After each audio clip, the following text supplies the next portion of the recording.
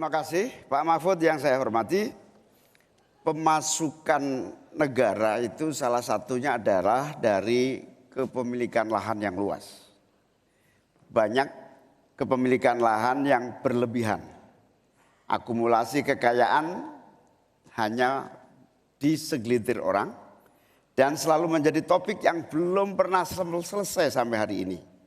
Pertumbuhan ekonomi yang tinggi hanya dinikmati oleh segelintir orang karena akses kepemilikannya juga terbatas.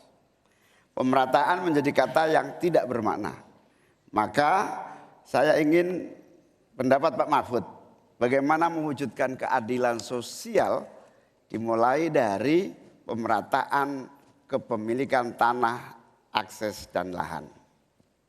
Karena kalau sampai hari ini begitu, maka tidak akan pernah ada kemampuan rakyat untuk mengakses modal ekonomi. Terima kasih. Baik, silakan Pak Mahfud untuk menjawab. Waktu Anda untuk menjawab 2 menit, kami persilakan Bapak. Caimin, itu diskusi sudah lama. Sejak zaman Bung Karno itu dulu mengeluarkan undang-undang land reform, redistribusi lahan itu tadi. Yang sampai sekarang itu tidak jalan meskipun undang-undangnya masih berlaku. Kenapa? Lagi saya katakan, ini pada aparat, pada kedisiplinan kita, pada penegakan hukum kita. Itu masalahnya sebenarnya. Coba sekarang ini, kalau data yang pernah saya dengar dari Pak Prabowo beberapa tahun lalu, 1% penduduk menguasai 75% lahan. 99% penduduk berebut mengelola hanya 20% lahan sisanya. Memang timpang. Oleh sebab itu upaya-upaya pemerataan itu harus terus dilakukan. Nah caranya, saya sebelum masuk ke caranya tadi. Caranya tentu kita lihat fakta yang ada di lapangan. Betapa sekarang ini banyak lahan itu diperoleh secara kolusi yang tidak jelas. Saya pernah dikritik, Pak kenapa ini pemerintah ini sekarang kok lahannya tidak jelas. Diserahkan ke orang semua, rakyat tidak kebagian. Saya tanya, mana daftar lahan? Saya minta ke Kementerian Pertanian. Oh ini dibuat tahun sekian, ini tahun sekian, ini tahun sekian, tahun sekian. Saya tahu di mana masalahnya dan siapa yang membuat ini. Ini yang harus ditertibkan. Apalagi sekarang lahan-lahan ini tiba-tiba diduduki orang. Diduduki orang sampai puluhan tahun, negara diam aja. Bahkan mau diberi ampun. Kemarin itu, diberi pengampunan pajak. Saya bilang, ini harus pidana, masuk. Itu dia menguasai tanah 22 tahun tidak bayar pajak lalu diberi ampun asal mulai baik-baik kembalikan seandainya pajak. Tidak bisa, saya bilang. Nah sekarang dia ini sudah masuk pidana dan sudah inkrah. Nah itu saya kira jalan yang keluarnya itu kedisiplinan kita menegakkan aturan.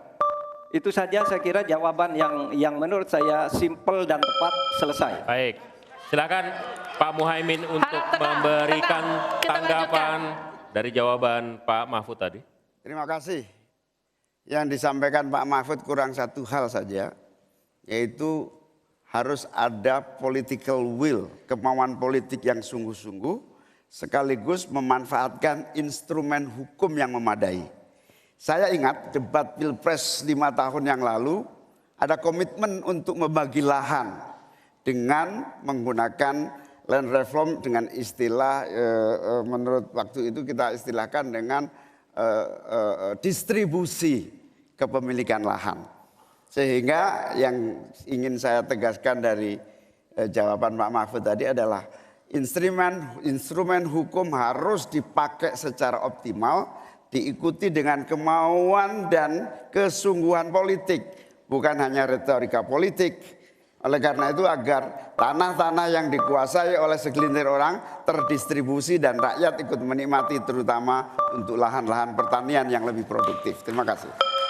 Silakan langsung ditanggapi Pak Mahfud, waktu Anda. Ya, memang begitu kan dari program yang kami lakukan, kita akan melakukan redistribusi tanah. Dulu dalam 5 tahun terakhir ini bahkan ada kan pembagian tanah untuk rakyat agar merata. Lalu ada 1 juta sertifikat. Setahu saya 1 juta sertifikat itu memang sudah dibagi, tetapi itu untuk mereka yang memang sudah menempati tanah itu. Menempati itu lalu diberi sertifikat. Lahan yang lain itu belum dibagi terhadap orang yang belum punya. Nah itulah yang akan kita kerjakan besok dalam rangka redistribusi tanah itu. Itu betul Pak Muhaimin, betul 100% bahwa masalahnya political will.